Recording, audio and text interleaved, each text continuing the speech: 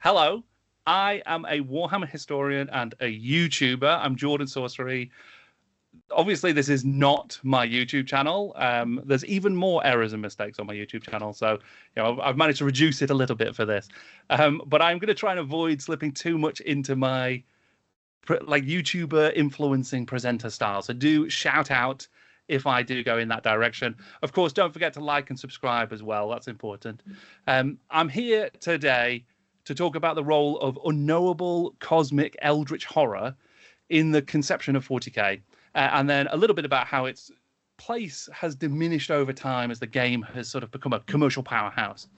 For me, eldritch horror means something that elicits fear. It's something sinister, it's something eerie, and something weird. And having never done a presentation at a seminar like this, I can assure you that I've been feeling a little bit of unknown eldritch horror, and I've only added to that so far. But I wanted to explore, well, I mean, I suppose I should start with my big idea, right? So what is my big idea here? Okay. I think it's pretty clear to see that in its original conception, 40k drew on a huge range of influences. The game's creator, Rick Priestley, was building a science fantasy world on the foundation of Citadel's already hugely popular Warhammer Fantasy. That was a war game that he had helped to create, and which itself took inspiration from a vast number of sources. It was borrowing and reinterpreting ideas from many places. It was tapping into literature like the works of Robert E. Howard, Michael Moorcock, J.R.R. Tolkien, as well as exploring real-world history like that of the Holy Roman Empire and folklore and myth and tradition like demons and satyr and ghouls. Rick Priestley described it as a portmanteau world, one that took parts from lots of places and became more than the sum. And he took that same approach during the writing of Warhammer 40,000 Rogue Trader. In reference to the creation of Warhammer 40,000's Dune-like deep history, the inherently religious structures of the Imperium, and how things have been developed in the game's universe over time and editions, Rick Priestley has said that part of it began as a religion that is self-serving and self-referencing, and is ultimately irrational by analogy with the Christian Church of the Middle Ages. That analogy lies behind the basic setting for Warhammer 40,000. And although these projected societal changes were abandoned or ignored, Warhammer 40k retained the resultant Gothic, corrupted, and dogmatic qualities and built upon that base. A byproduct of the portmanteau world building was that the 40k universe of the first few editions was full of holes. Both intentionally and otherwise, there were countless unanswered questions and impossible answers, contradictory canon, and knowledge gaps. The Citadel design team have since referred to the concept of creating these gaps as creating closed doors, storytelling that prompts many questions, and which you could return to answer later on. The unknown is not just set dressing, it's world building scaffold. During my time at the design studio, we used a method called the closed door. We added mysterious, hinted at aspects to the fiction, maybe just mentioned in passing, to create mystery and questions in the minds of the fans, without any immediate plans on deciding what the fiction piece actually is. That was Thomas Pirinen, creator of Mordheim and Warhammer's 6th edition. Dr. Nathan Wildman has described this approach as fictional incompleteness. Nathan's talk at last year's Warhammer conference explored that idea of fictional incompleteness in the context of 40k's Lost Primarchs, and it perfectly explains the way in which the gaps in the universe invite the players of the games to tell their own stories, further immersing themselves in the universe itself. It's through that same mechanism that unknowable horror works so well. Where there is no answer in the story, just a gap, that is where audiences have to fill it. And as any horror master or writer knows all too well, no author can create something as scary as we can in our own minds.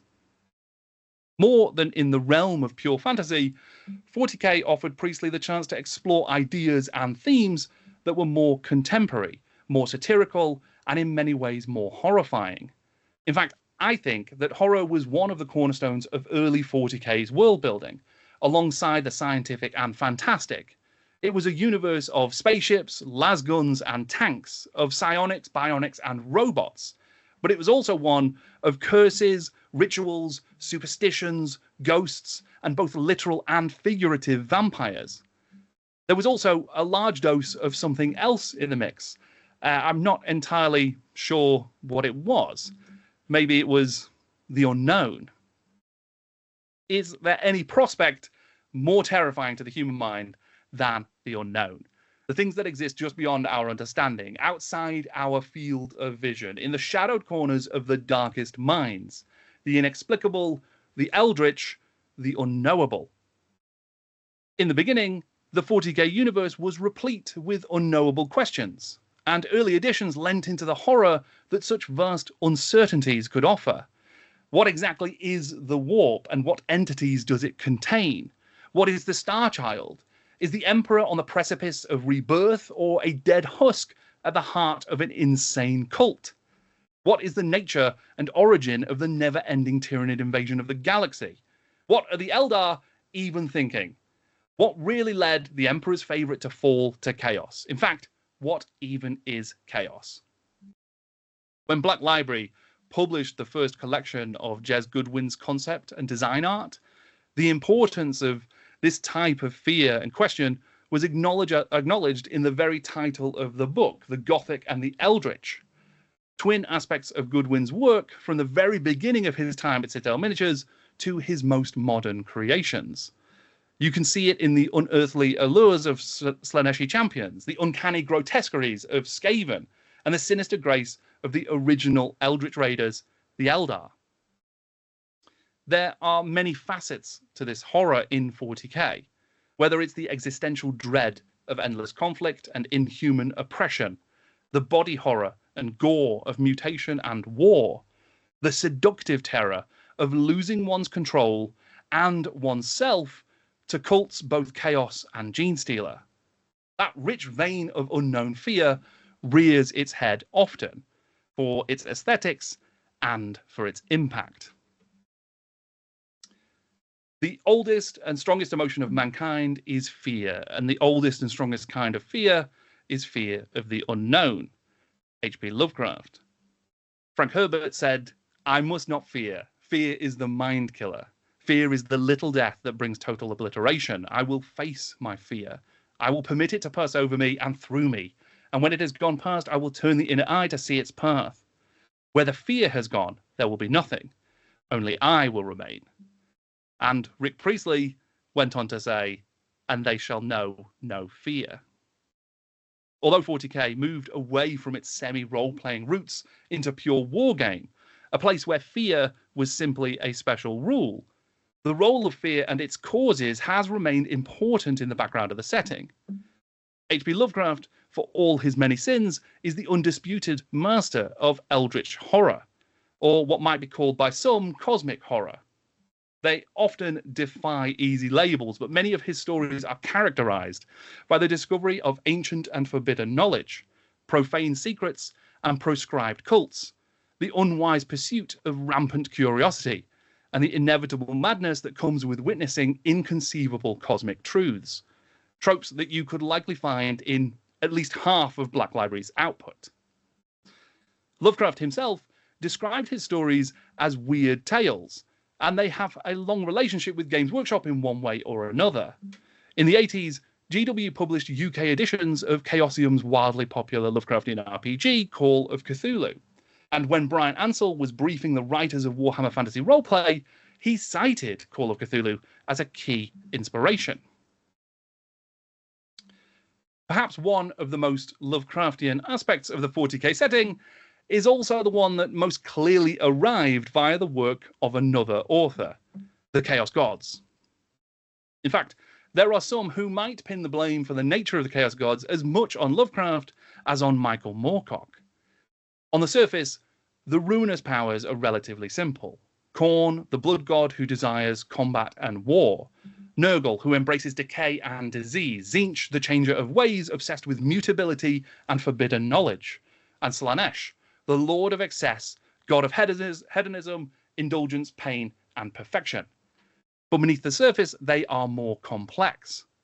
Sure, their effects on the universe, mutations, demons, corruption, have long been known, but their true natures and desires are inconceivable to mere mortals, and their utter commitment to their own great game means everything in the materium, immaterium, and besides is all just collateral. If one is not convinced, though, that the Chaos Gods have a hint of Lovecraftian cosmic horror to them, then maybe the Gene Stealer cults and their distant relationship with certain inhabitants of Innsmouth is a more compelling case of the Lovecrafts. Or the Dunwichian horror of mutant psychers and chaos worshippers in the Underhive might do it. The connection between Lovecraft and 40k may not always be on the surface, but like any forbidden knowledge worth its salt circle, it's hidden in the text. Even Lovecraft's description of the nature of his weird tales bears a hint of Warhammer. A certain atmosphere of breathless and unexplainable dread of outer unknown forces must be present, and there must be a hint, expressed with a seriousness and portentousness becoming its subject, of that most terrible conception of the human brain, a malign and particular suspension or defeat of those fixed laws of nature which are our only safeguard against the assaults of chaos and the demons of unplumbed space. Eldritch weird horror fiction is not the only place where 40k horror found inspiration, though. Gothic literature is famed for its interest in macabre hauntings, ancient ruins, supernatural vengeance, monasteries, crypts, and the intrusions of the past on the present. In the midst of his career, Lovecraft wrote a 28,000-word essay that explored the development of the horror genre, supernatural horror in literature. A key aspect of that essay was an attempt to classify the essential features of a Gothic horror story, a foundational step on the way to his own weird tales. Now, I'm not going to read this entire slightly dismissive extended definition of the genre in its entirety, but I think there are a few specifics worth calling out. Gothic castles, galaxy of ghosts and appalling legends, demonic fright, valorous and immaculate hero, foreign names, mostly Italian. I'm just wondering if I've seen any of those things anywhere recently. Gothic castles, galaxy of ghosts, demonic frights, valorous and immaculate heroes, foreign names, mostly Italian. It's a cheap one, but a valid point, I think, that 40k draws on the aesthetics of Gothic horror, and its world building is underpinned by the fear of the unknown. However, it's not easy to remain unknowable after 40 years of product launches, remakes, expansions, and stories. The unknowable horrors of the 40k setting have often found themselves infinitely more known in more recent editions. Many of those fictionally incomplete gaps have been completed. In many ways, this is a natural inevitability. After so many years of new releases, new rules, new stories, there is bound to be more exploration of a setting. Any finite universe traveled far and long enough will yield many of its secrets eventually. In 1991, Games Workshop was taken over by Tom Kirby as part of a management buyout, and this meant the departure of Brian Ansell, the visionary who had driven the company towards Warhammer and its miniatures, and who was the man most directly responsible for the introduction of the Michael Moorcock-inspired Forces of Chaos with all of their cosmic horror and unknowable terror. New editions of Warhammer Fantasy and 40k were redesigned to be more accessible for younger and more international audiences. 40k continued to explore its Gothic and weird horror roots, but over time these kinds of ideas moved from a core facet of the setting to aesthetics flourishes. The Black Library and Forge World have spent 20 years, 60 books, and countless miniatures exploring the minutiae of the Horus Heresy, an event 10,000 years in the 40k past that began as a single box out. Whilst the continuous development and release of new material for 40k itself has inevitably tempered any horror that might have arisen from the unknown in the setting. Tentacled cultists and creatures of chaos have been extensively categorized and rigorously defined. Mere concepts and wisps of an idea in the realm of chaos books have been clinically examined and documented in background books, novels, new rules, and dynamic models. That's not to say that every question has been answered or every mystery has been solved, of course. And storytelling, like the recent creation of the Imperium Nihilus, certainly reintroduces aspects of the fearful unknown to the setting. But the consistency, coherence, and commercial realities of modern 40k often purposefully make them feel less unknowably, gothically, cosmically horrifying. They're designed to provoke debate rather than discomfort, closer to the end of season cliffhangers in a television program than a lingering, dread-filled enigma. Not necessarily a bad thing by any means, but certainly a different thing. And what does that mean for the future of 40k? Well, that, at least for now, is a question whose answer does remain unknowable. There are a couple of authors, though, whose works have been pivotal in inspiring Warhammer, who have written things that might be of relevance. Michael Moorcock wrote that ultimately chaos brings a more profound stagnation than anything it despises in lore. It must forever seek more and more sensation, more and more empty marvels, until there is nothing left and it has forgotten what true invention is. And J.R.R. Tolkien wrote that it is perilous to study too deeply the arts of the enemy, for good or for ill. And that's me. That's my presentation.